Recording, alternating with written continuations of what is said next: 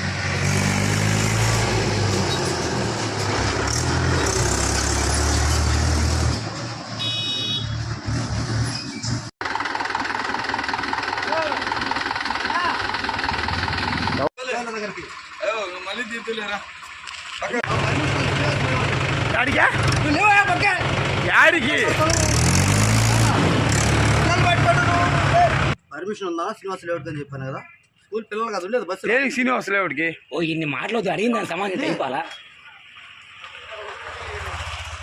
యాడికన్నా శ్రీనివాస లేఅవుట్కి? ఏంటది శ్రీనివాస లేఅవుట్ యాడికన్నా? నువ్వు మాది మాట్లాడాల్సిన అవసరం లేదు, ఒక నిమిషం ఉండు.